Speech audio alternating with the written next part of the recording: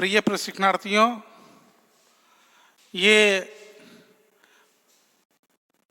BSc BEd, BA BEd integrated fourth year Nirmal TT college की online classes में मैं KP Sharma आप सभी का स्वागत करता हूं, हार्दिक अभिनंदन करता हूं।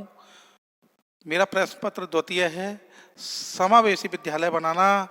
इसमें जो अब मेरा 95 में जो प्रकरण है वो चिंतन की प्रक्रिया व समस्या समाधान स्तर कि चिंतन की जो प्रक्रिया है उसके स्तर क्या है, वह समस्या समाधान स्तर उसके क्या है।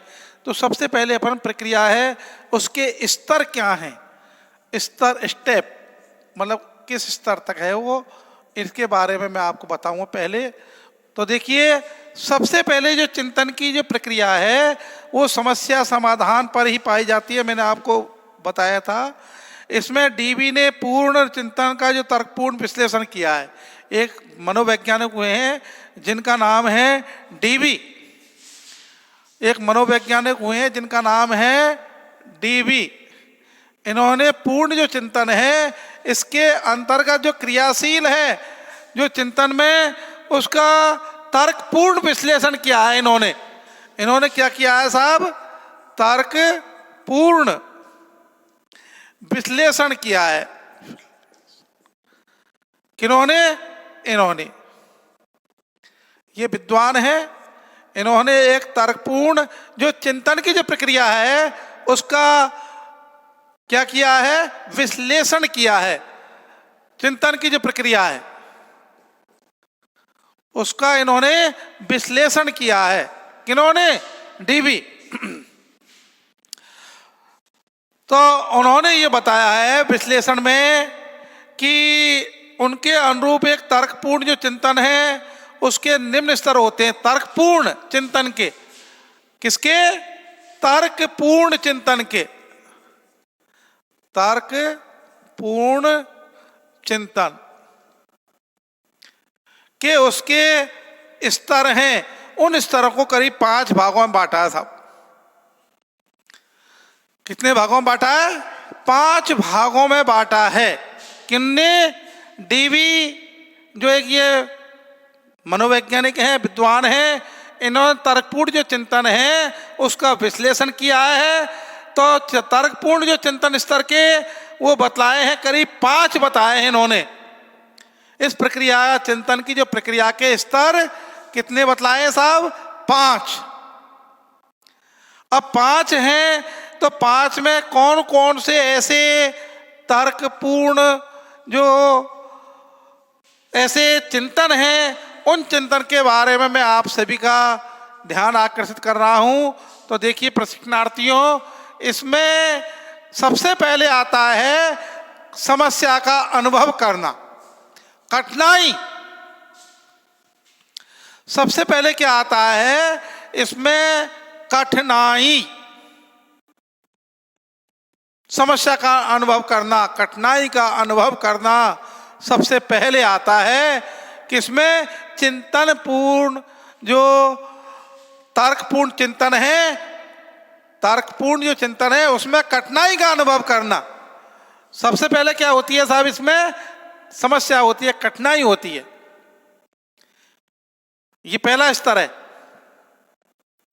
कठिनाई का अनुभव होना।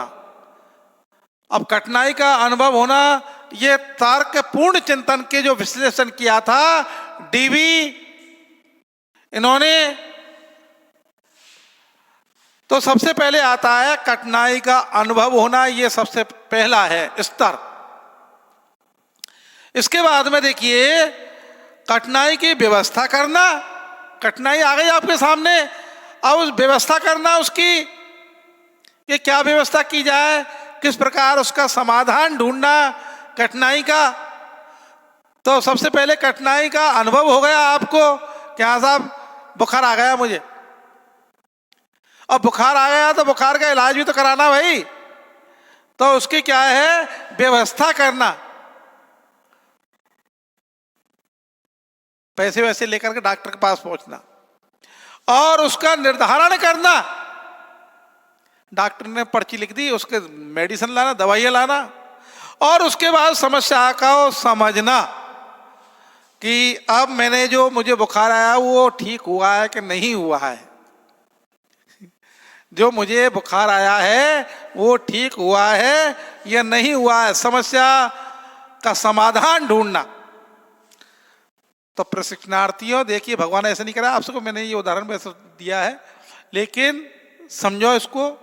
सबसे पहले तो क्या होता है, नंबर 1 पे जो पहला स्तर है तर्कपूर्ण चिंतन का, इसमें विश्लेषण जो डीवी ने किया था, उन्होंने बताया है कि कठिनाई का अनुभव होना, कि साहब सर्दी लगने लग गई मुझे, तो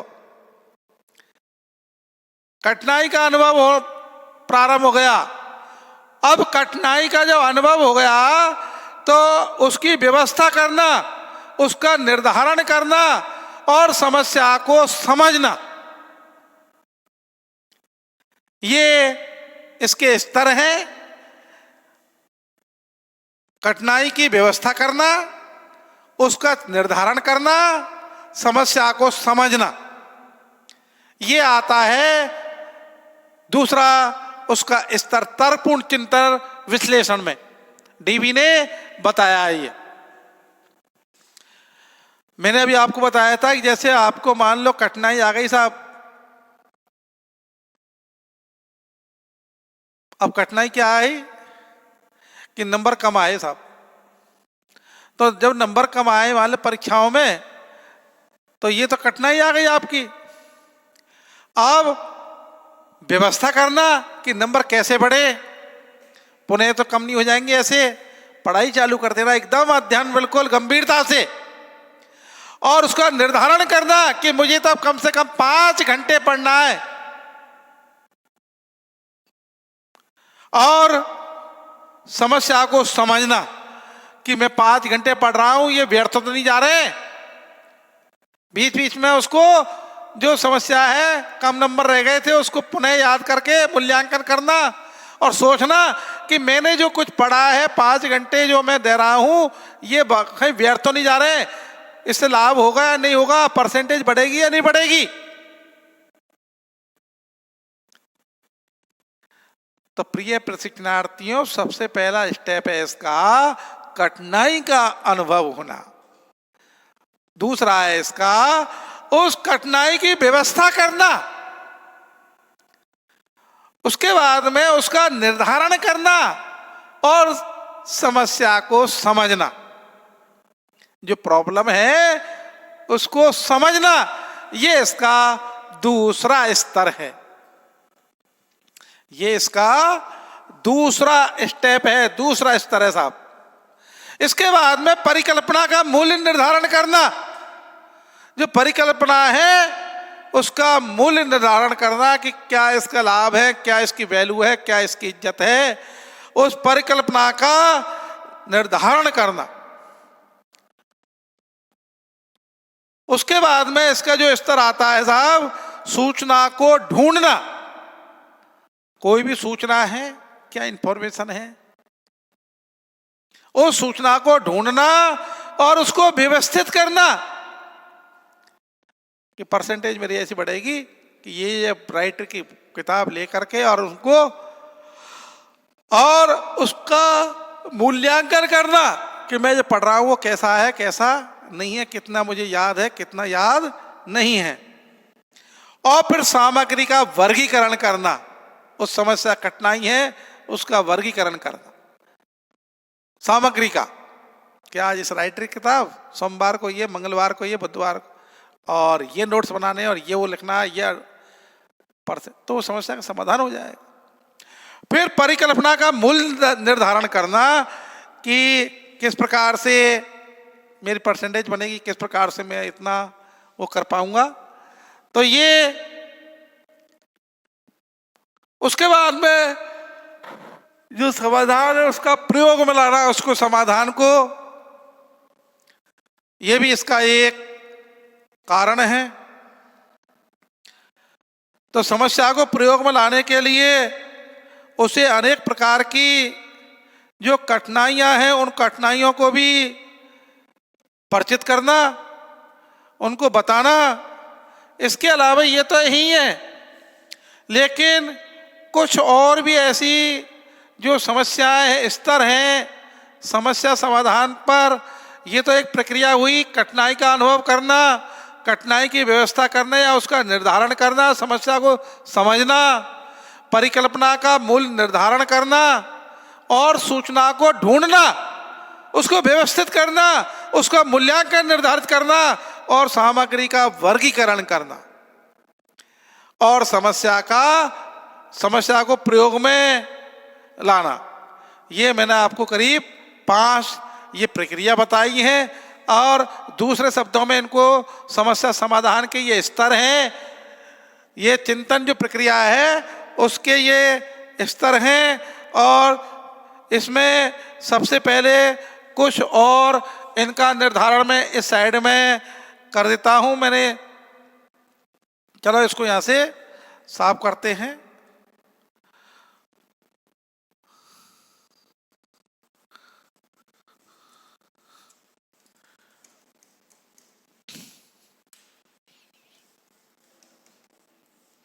देखिए, सबसे पहले इसके कुछ और भी स्तर हैं, उन स्तर के बारे में भी मैं आपका ध्यान आकर्षित कर रहा हूं प्रशिक्षणार्थियों।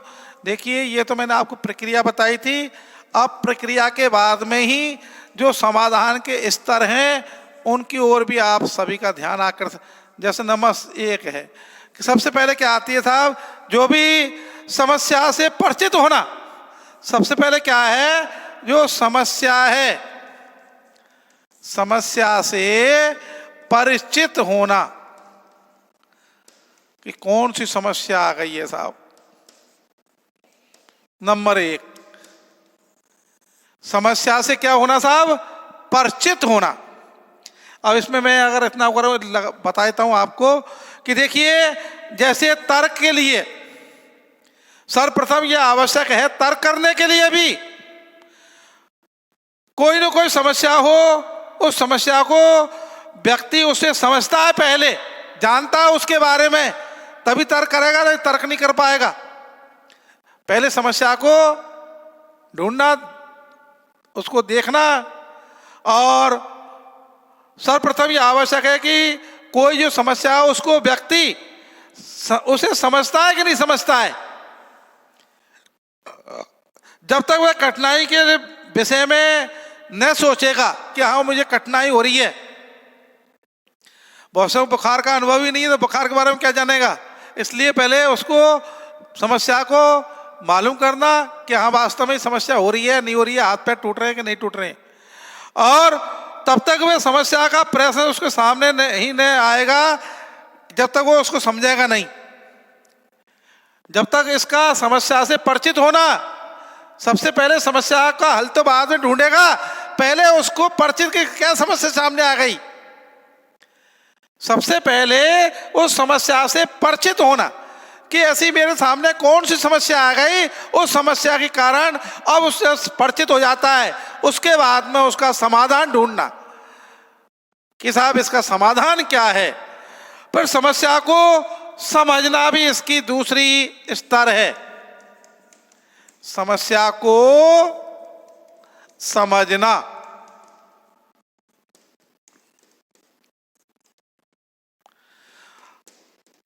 पहला तो है परिचित होना, दूसरा है उसको समझना। जब समस्या से परिचित हो जाने में प्रत्येक के व्यक्ति के लिए यह आवश्यक है कि उसको समझ लेनी चाहिए कि समस्या क्या है क्या नहीं है, और समस्याओं से अलग कर सके ऐसे उसके लिए व्यवस्था करनी चाहिए। और यदि कोई व्यक्ति के सामने समस्या है और समझ लेने के बाद में भी उसे हल करने के लिए उसे जुटाना चाहिए, समाधान करना चाहिए उसे। जैसे किसी व्यक्ति के सामने समस्या है कि वह चला जाता है, वैसे ही उपायों का प्रयोग उस समस्या के लिए करना चाहिए। मान लो उस व्यक्ति के लिए समस्या समझ गया, समझने के बाद में उसका प्रयोग करना चाहिए समस्या का, और समस्या के प्रयोग के बाद में उसका समाधान ढूंढना चाहिए। तो ये इसी के अंतर्गत है कि जो समस्या है उसको पहले समझ लें और समझ लेने के बाद में समस्या को, जो समस्याएं अलग अलग उसको व्याख्या कर सके, उनकी अलग अलग क्या कर सके, व्याख्या कर सके, उनके झुंड उनके वो बना सके हिस्से।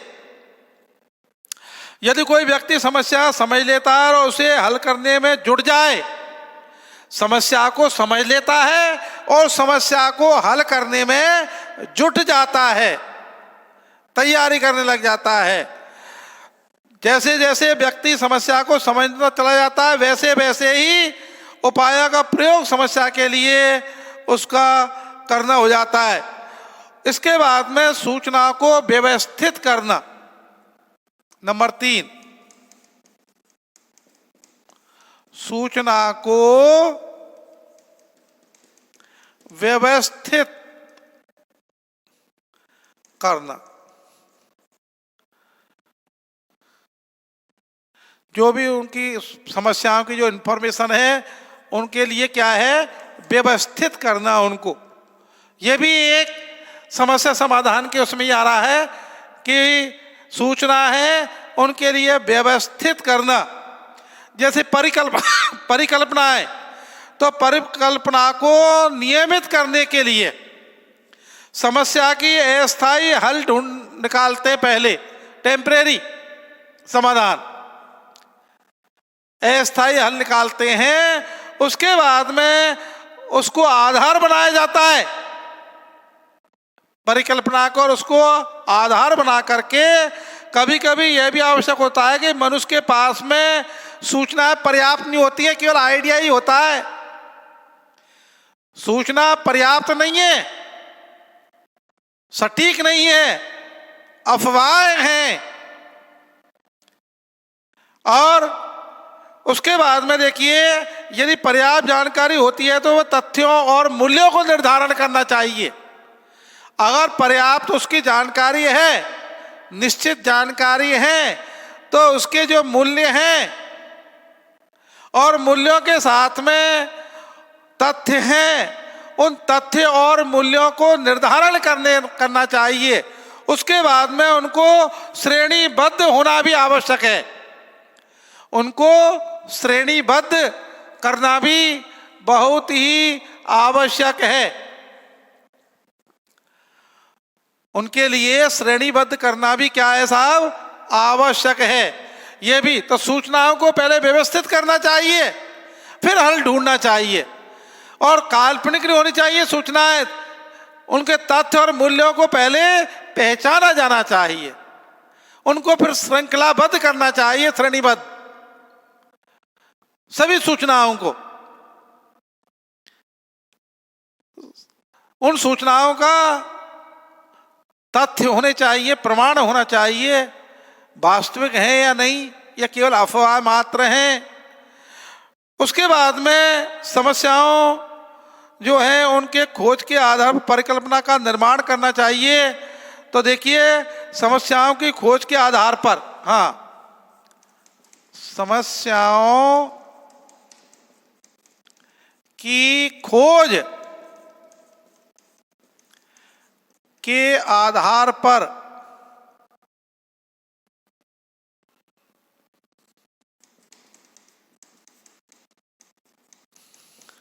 किस पर साहब, समस्याओं के खोज के आधार पर परिकल्पना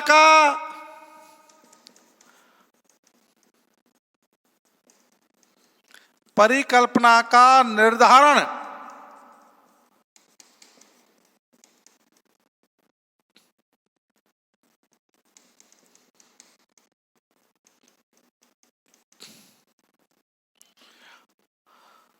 परिकल्पना का क्या करना चाहिए, निर्धारण करना चाहिए साहब। देखिए, समस्याओं का ज्ञान प्रदान करना, निर्धारित करना, उनको प्रदत्त करना और अस्थायी अनुमान को जन्म देती है। ये अस्थायी अनुमान को जन्म देती है ये। उसके बाद में ये प्रकल्प और प्रदत्त जो प्रत्यक्ष है आपस में पारस्परिक जो संबंध है उनको निर्धारित किया जाता है इसके अंदर। समस्याओं परिकल्पनाएं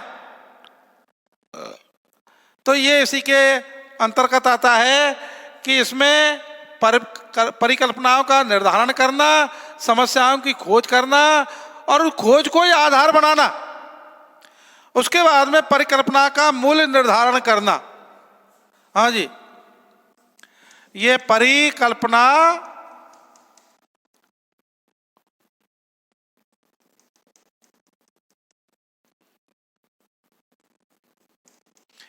परिकल्पना का मूल्य निर्धारण करना।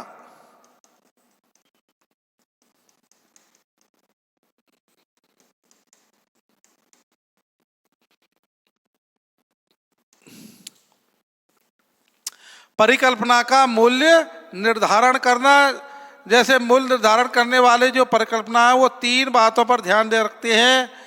जो पहली बात तो यह है कि व्यक्ति को इस बात पर गणना करना चाहिए। पहले क्या करनी चाहिए? गणना करनी चाहिए। क्या निष्कर्ष निकलेगा इसका? परिकल्पना यही तो होती है, पहले उनकी गणना करनी चाहिए, कितनी है कितनी नहीं है परिकल्पना है, कितनी समस्याएं कितनी नहीं है। फिर उनका हल पूर्ण हो जाता है तो दूसरे व्यक्ति को पता लगता चाहिए कि वह क्या उन दूसरे तथ्यों को भी, सिद्धांतों को भी, जो उनके तथ्य और सिद्धांत हैं उनके बारे में वो अच्छी तरह से स्थापित किए जा चुके हैं कि नहीं। जो तथ्य हैं वो मतलब तथ्यों को स्थायी रूप से उनको निर्धारित किया गया है या निर्धारित नहीं किया गया है, इसके बारे में भी उसको विशेष ध्यान देना चाहिए। परिकल्पना का जो मूल्य है उसको निर्धारण करना चाहिए। तो इसमें मूल्य निर्धारण करने के लिए परिकल्पनाओं के 3 ही जो बात है उनका ध्यान, पहली बात तो इसमें यह है कि व्यक्ति को इस बात की गणना करनी चाहिए, गिनती करनी चाहिए। अब वो क्या करनी चाहिए? गिनती कि क्या निष्कर्ष निकलेगा और समस्या हल पूर्ण होगी तो क्या होगा। दूसरे, एक व्यक्ति को पता लगना चाहिए, उस व्यक्ति को क्या लगना चाहिए? पता लगना चाहिए, मालूम होना चाहिए कि क्या वे दूसरे तथ्य और सिद्धांतों को वो अच्छी तरह से स्थापित किए जा चुके हैं कि नहीं, तथ्य और सिद्धांत,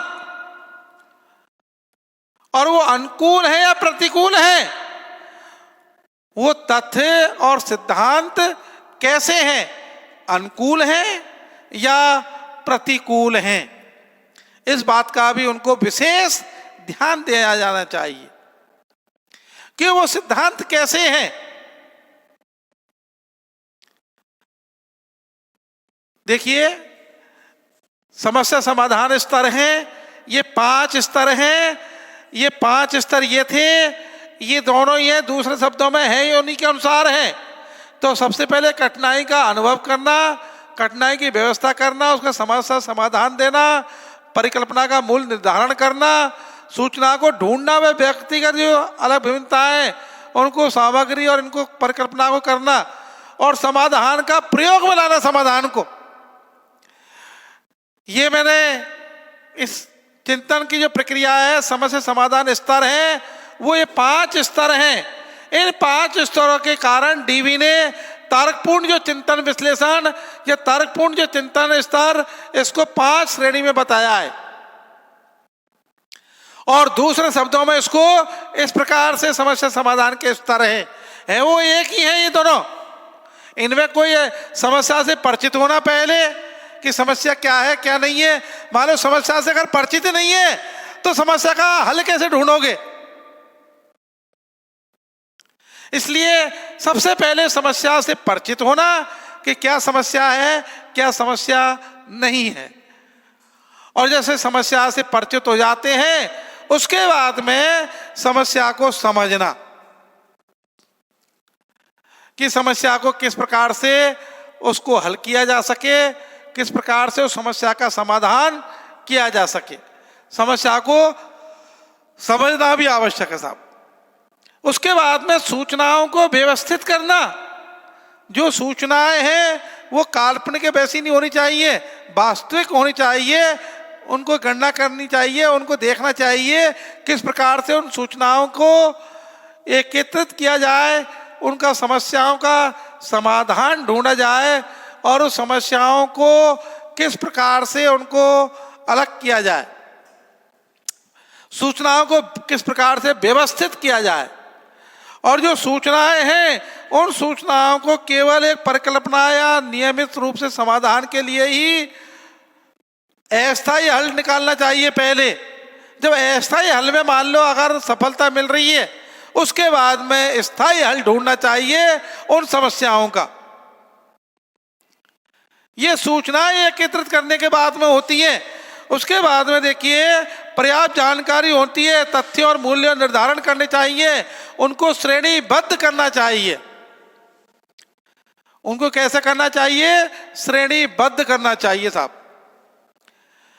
श्रेणीबद्ध होना भी उनके लिए बहुत ही आवश्यक है।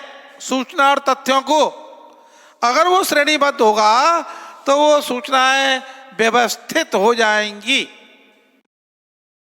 और जैसे ही वो सूचनाएं व्यवस्थित होती हैं, जैसे ही वो सूचनाएं क्या होती है साहब, व्यवस्थित होती हैं, तो वैसे ही उनका समाधान भी हो जाएगा। अगर सूचनाएं व्यवस्थित नहीं है तो समाधान होने का सवाल ही नहीं है। इसलिए समस्याओं से परिचित होना, समस्याओं को समझना, सूचनाओं को व्यवस्थित करना और फिर समस्याओं की खोज के आधार पर परिकल्पना का निर्धारण करना। इसको दोबारा समझो, चौथे को, समस्याओं की खोज के आधार पर, समस्याओं की खोज के आधार पर जो परिकल्पना का निर्धारण है उसका निर्धारण करना, जो ज्ञान और प्रदत्त हैं उनका निर्धारण करना अस्थायी अनुभव को जन्म देती है। ध्यान रखना, समस्या का ज्ञान प्रदत्त का जो निर्धारण अस्थायी अनुमान को जन्म देती हैं, अस्थायी अनुमान। और ये प्रकल्प और प्रदत्त के जो प्रत्यक्ष हैं वो पारस्परिक संबंधों को निर्धारण करना है। ये पारस्परिक संबंधों को निर्धारित होते हैं, तब जाकर के ये समस्याओं की जो खोज है उसके आधार पर जो परिकल्पना का निर्धारण करना चाहिए। उसके बाद में परिकल्पना का मूल्य निर्धारण करना चाहिए।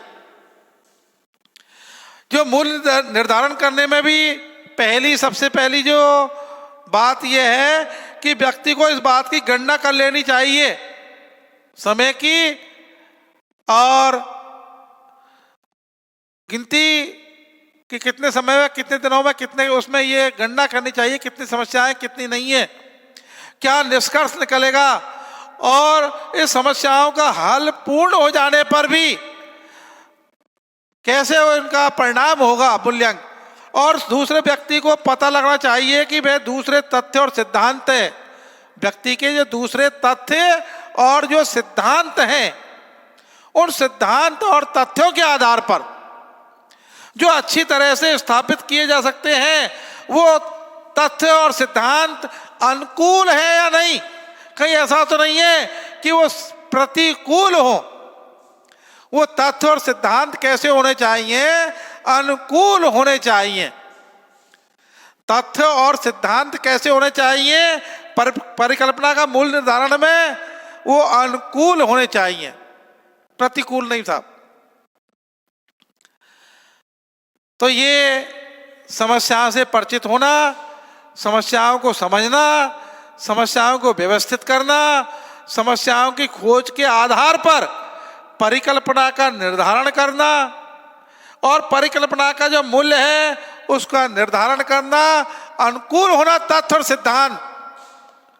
जो तथ्य और जो सिद्धांत हैं वो अगर अनुकूल होंगे तो परिकल्पनाओं का निर्धारण हो जाएगा।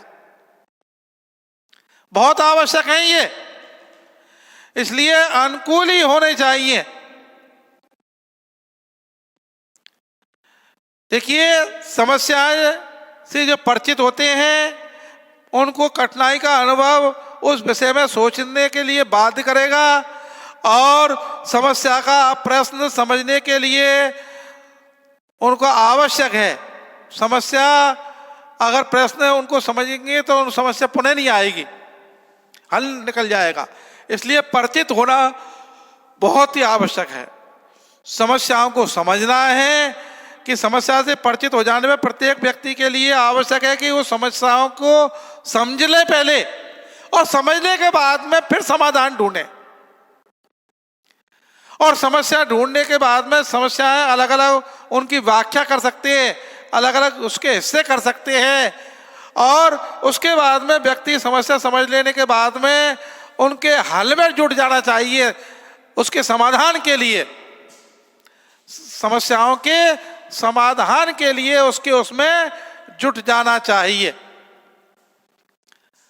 और सूचनाओं को व्यवस्थित करना है, समस्याओं की खोज आधार पर परिकल्पना का निर्धारण करना चाहिए। परिकल्पना का मूल निर्धारण करना, ये भी अनुकूल उसके मूल्य और सिद्धांत होने चाहिए। अब प्रशिक्षणार्थियों, मैं मेरे इसको समय की बाध्यता को देखते हुए ये मैंने आपको चिंतन की प्रक्रिया व समस्या समाधान स्तर बताए हैं। ये प्रोफेसर डीवी के अनुसार तर्कपूर्ण जो चिंतन विश्लेषण है, तर्कपूर्ण चिंतन विश्लेषण 5 इसके भाग किए थे। कठिनाई का अनुभव करना, कठिनाई की व्यवस्था करना, उसका समाधान, परिकल्पना का मूल निर्धारण करना, सूचनाओं को ढूंढना व व्यवस्थित करना, और उनकी सामग्री और इसको देखना, और समाधान का प्रयोग करना। समस्याओं से परिचित होना, समस्याओं को समझना, सूचनाओं को व्यवस्थित करना, समस्याओं की खोज के आधार पर परिकल्पना का निर्धारण करना चाहिए, परिकल्पना का मूल निर्धारण करना। ये मैंने आपको स्तर बताए हैं। समय अभाव के कारण मैं मेरी वाणी को यहीं विराम देता हूँ। आप सभी के लिए थैंक यू, धन्यवाद, बधाई।